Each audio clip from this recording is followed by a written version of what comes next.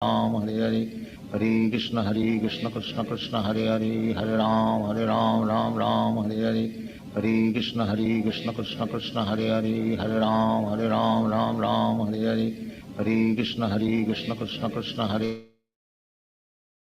Hare Krishna Hare Hare Hare Ram Hare Hare Hare Krishna Krishna Krishna Hare Hare Hare Ram Hare Hare Okay, Hare Krishna once again. Krishna Krishna Hare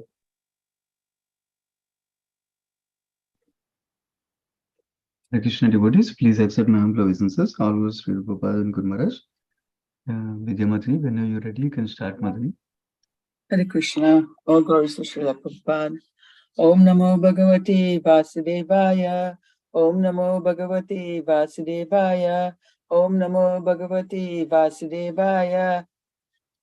Narayanam Namaskritya Naram Cheva Narottamam Devim Saraswatim Vyasam Tato Jaya Muriraye Nashra Pareshu Abareshu Nityam Bhagavati Sevaya Bhagavati Uttamasloke Bhakti Bhavati Naistiki. Today we are reading from Canto 3, Chapter 5, Vidura Talks with Maitreya, Text 13. For one who is anxious to engage constantly in hearing such topics, Krishna Katha gradually increases his indifference towards all other things. Such constant remembrance of the lotus feet of Lord Krishna by the devotee who has achieved transcendental bliss vanquishes all his miseries without delay. Text 14. O sage, persons who, because of their sinful activities, are adverse to the topics of transcendence and thus ignorant of the purpose of the Mahabharata, Bhagavad Gita, are pitied by the pitiable. I also pity them because I see how their duration of life is spoiled by eternal time, while they involve themselves in presentations of philosophical speculation, theoretical ultimate goals of life, and in different modes of ritual. Text 15. O Maitreya, O friend of the distressed, the glories of the Supreme Lord can alone do good for people all over the world. Therefore, just as bees collect honey from flowers, kindly describe the essence of all topics, the topics of the Lord. Text 16. Kindly chant all those superhuman transcendental activities of the Supreme Controller, the personality of Godhead, who accepted incarnations fully equipped with all potency for the full manifestation and maintenance of the cosmic creation. Text 17. Sukadev Goswami said, the great sage Maitreya Muni, after honoring Vidura very greatly, began to speak at Vidura's request for the greatest welfare of all people. Text 18. Sri Maitreya said, O Vidura, all glory upon you. You have inquired from me of the greatest of all goodness, and thus you have shown your mercy both to the world and to me, because your mind is always absorbed in thoughts of the transcendence. Text 19.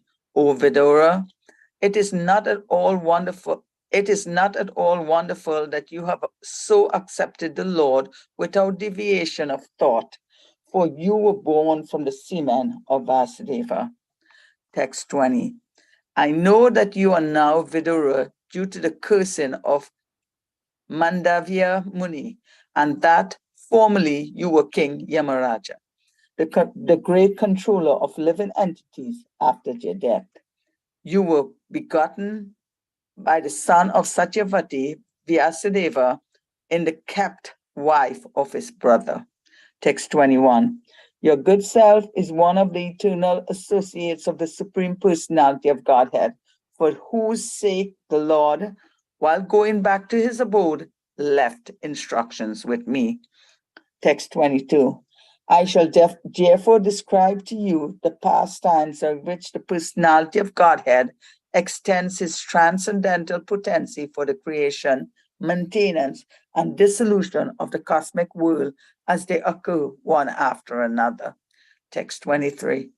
The personality of Godhead, the master of all living entities, existed prior to the creation as one without a second. It is by his only that creation is made possible, and again, everything merges in him. Thus, this supreme self is symptomized by different names. Text 24. The Lord, the undisputed proprietor of everything, was the only seer. The cosmic manifestation was not present at that time, and thus he felt imperfect without his plenary and separated parts and passes. The material energy was dormant, whereas the internal potency was manifested. Text 25. The Lord, the seer, and the external energy, which is seen, works as both cause and effect in the cosmic manifestation. O greatly fortunate Vidura, this external energy is known as Maya or illusion, and through her agency only is the entire material manifestation made possible. Thank you so much, Hare Krishna. Hare Krishna, Vidya Mataji. Thank you so much. Thank you, Mataji. Hare Krishna. Yeah, Aradhya Mataji, whenever you're ready, you can start. Yeah, thank you, Prabhu. Prabhu, is it am I audible? Very little, Mataji. I don't know if it's possible to close to the microphone or something. I have two computers on today. Okay, let us see if I can increase the volume, and I don't know how, but other What about now? Yeah, this is better for me. Better? Yeah. Okay. All right. So, Hare Krishna, everyone. Please accept my humble obeisances. All glories to Srila Prabhupada and Guru Maharaj. So we are reading from chapter 5, Vidura's talks with Maitreya. So before we start, let's do a quick summary of what already has happened in this chapter. So Vidura walked to Haridwar in full absorption or thoughts of Krishna. And in Haridwar by the Ganges, Vidura found Maitreya Muni at a secluded place on the Ganges and began to make inquiries about Krishna. And so please note that Uddhava, as we saw in previous chapters, asked Vidura to approach Maitreya Muni and inquire all the truths concerning the Lord, his name, his fame, quality, form, pastime, entourage, etc. So he was indirect actually. Yeah, he was indirect when he was inquiring about Krishna. He asked about proper use of human life, the creator and his process of creation, the Lord's incarnation, and the world's inhabitants and rules. One thing to note here is that when Vidura approached Maitreya, he should only ask about the Lord. But out of natural humility, he did not immediately ask about the Lord, but inquired into a subject which would be of great importance to the common man. A common man cannot understand the Lord. He must first know the real position of his life under the influence of the illusory energy. As you saw in text 15, this is from a previous read, that Vidura revealed his heart. He says that, O Maitreya, O friend of distress, the glories of the Supreme Lord can alone do good for people all over the world. Therefore, just as bees collect honey from flowers, kindly describe the essence of all topics, the topics of the Lord. So as Srila Prabhupada says in one of the purports previously, that Vidura was undoubtedly very eager to hear about the Lord Krishna in particular. But he was overwhelmed because Lord Krishna had just passed away from the visible world. He therefore wanted to hear about Lord Krishna. In text 12, Prabhupada says, Athato Brahma Jignasha. That is, only when one has finished the business of mundane inquiries in the marketplace of sense gratification, can one make relevant inquiries regarding Brahman, the transcendence, which is the transcendence. So in this Kali Yuga, people become interested in various topics, unlimited topics, which are not related with Krishna. So once we are fully disconnected with those topics, when you don't have an interest inquiring about such mundane topics, then one can actually relish Krishna Katha. That is what Prabhupada is saying. So let's start with text 15, text 13. Or one who is anxious to engage constantly. Okay, so when someone with great faith hears Krishna Katha, what will happen? One thing will happen: his bhakti will increase, the mood of devotion will increase, and his indifference, which is virakti, toward other worldly matters will also increase. And he'll experience nourishment in connection with Krishna. So Krishna Katha bestows remembrance of Krishna. And when one remembers Krishna's lotus feet actually, one's distress and miseries are vanquished. He can, how can we remember Krishna's lotus feet without sufficiently hearing about the glories of the Lord or Lord's lotus feet? So the meditation on the lotus feet of Krishna acts like a thunderbolt on the mountain of sins that we create. So in the second half of this chapter, there is Lord's glorification about lotus feet in the prayers of demigods. So we'll look at that later. So one example I wanted to give you regarding this verse is that when we have friendship with someone, he or she will reveal his heart more to you, the more close you are. And when he or she, and then we would ask, when would he or she would reveal, right? So one is the frequency of interaction and your interest also. What exactly is your intention in your interaction?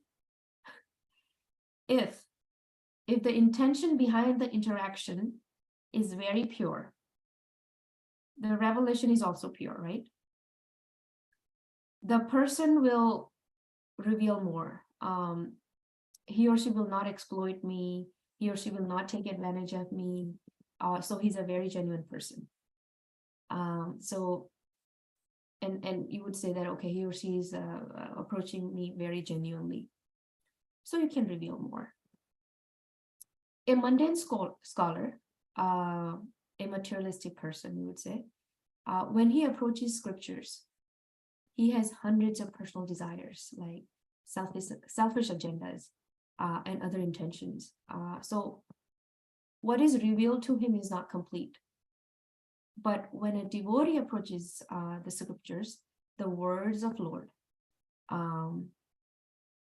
with a mood of performing service to the Lord, what Bhagavad and Bhagavad Gita revealed to him is unimaginable. Because ultimately it's a person. A person reveals one's self to the extent the other person who is approaching is genuine. We have to remember that. And he has a desire to spend more time.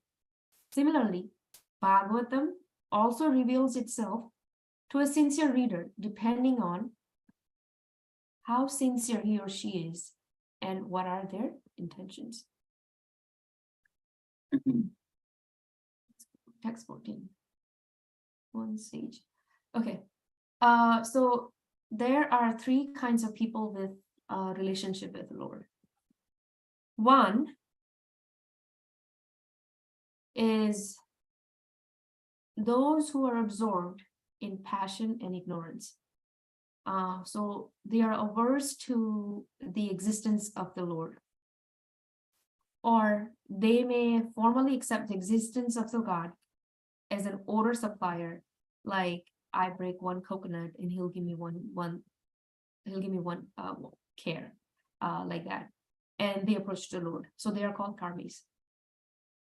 Second category is that they believe in the Lord, but they think that Lord is impersonal.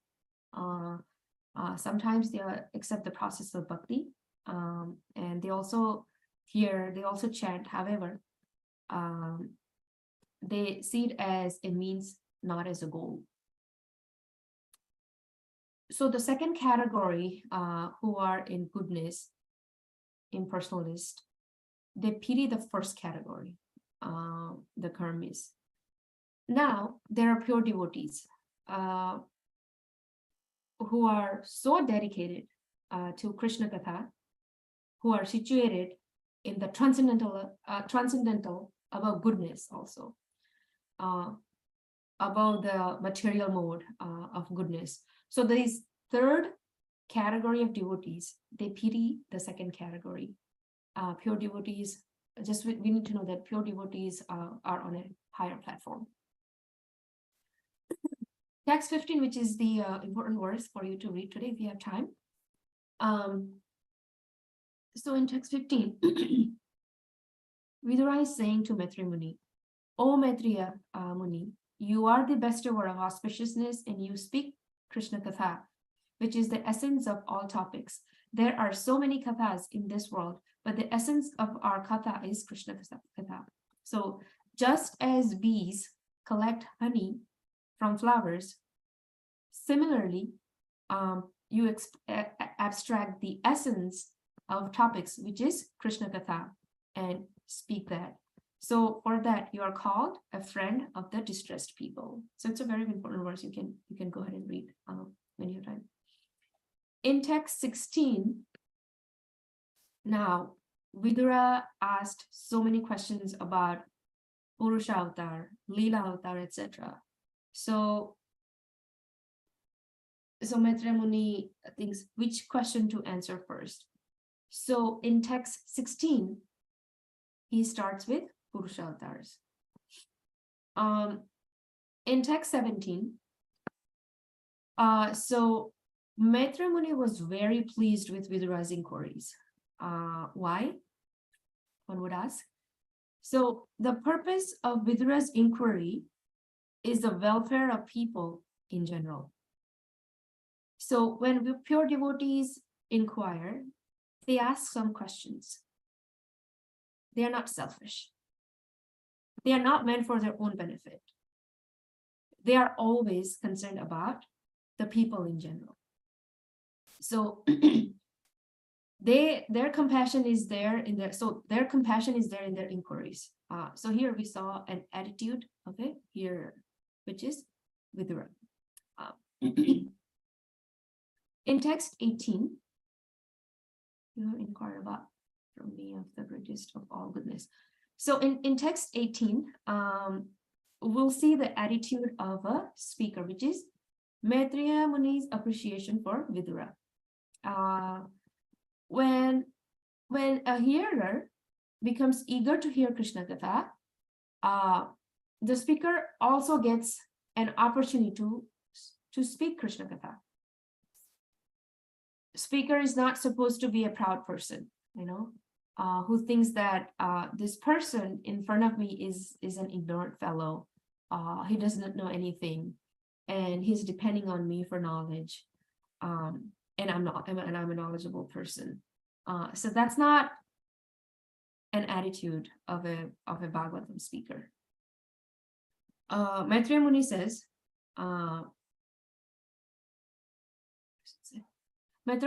that by becoming eager to hear Krishna Katha, you have enthused me to glorify Krishna, and the glorification will definitely nourish me. And our discussion will also benefit all the people in general. So that extent, you have done favor for me. That's what he said to Maitreya Muni says to Vidura Muni, that you have done favor for me. and you have also done favor for people in general. So here Maitreya Muni is seeing Vidura as who he inspired him to speak Krishna Katha.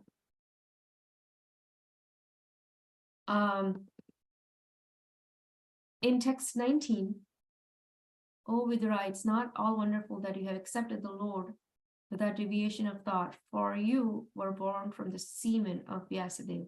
So in text 19, Maitreya Muni is glorifying the parentage of Vidura. He's saying that you are coming from a great lineage. You have asked such wonderful questions, and in that you're expressing compassion for me and the people in general, and you're absorbed in Krishna Katha. All these possibilities, and it's quite natural because you are son of Vyasadeva. And I think in the Sanskrit it says Vyasadeva Badayarana, Badarayana. So, and then that's why he's saying it's very natural for you to inquire about it, about like this. So once, like when we ask questions, so once question or talks reflect his or her consciousness. So when we ask questions during talks, during lectures, so that represents our consciousness. A devotee asks about Krishna, and that is his consciousness. A person is attracted during the time of conception, depending on the consciousness of the parents. So that's one thing that's from this verse. In text 20, now, so in text 20, we need to know who was Vidura in previous life. So in text 20, if you want to read, in text 20, Maitreya Muni is glorifying previous life as a king. Who was it? Yamraj. Vidura was Yamraj in his previous life. So he already knows more about Krishna. In text 21, he's saying that you're not only Yamraj, the exalted demigod in the universal management system, and you are also Lord's associate. So as we know that Yamraj is the most confidential associate of the Lord, because he has such a huge responsibility, and it's not given to anyone and everyone. So Maitreya Muni glorified Vidura in many different ways. And if you read all those purports, you would see that Maitreya Muni has no pride that such and such person who is very exalted is coming and hear from me as his guru. And both, like Vidura also doesn't have any pride. So both don't have any pride. So he kept his background aside and went to Maitreya Muni. Vidura kept his background aside and went to Maitreya Muni to hear about Krishna Katha. So we can see from here that their attitudes are exemplary. They have appreciation for each other. So when we are hearing Krishna Katha, we should have that attitude. Have your best attitude, that the hearer will feel that, okay, something is that speaker is more enthused about speaking about Krishna Katha if the hearer is giving their 100% attention to them. So that's what we learned from text 21. From I think it's from text 22. Yeah, so from text 22 verse onwards, Maitreya Muni starts answering Vidura's questions.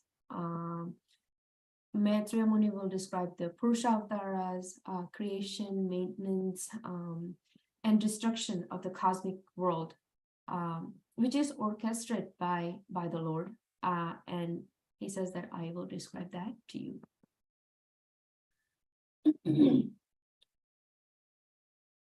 So in text 23, just a second, I forgot what I was about to say on this one.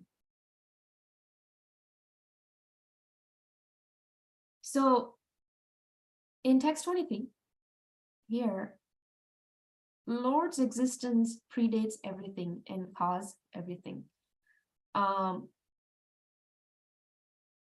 We should know that Lord is in the existence before everything came into existence.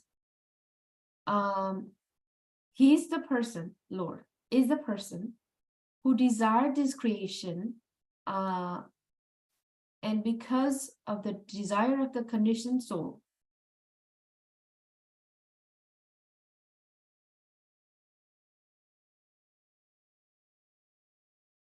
he created this. So he's the source of the entire creation. In text 24,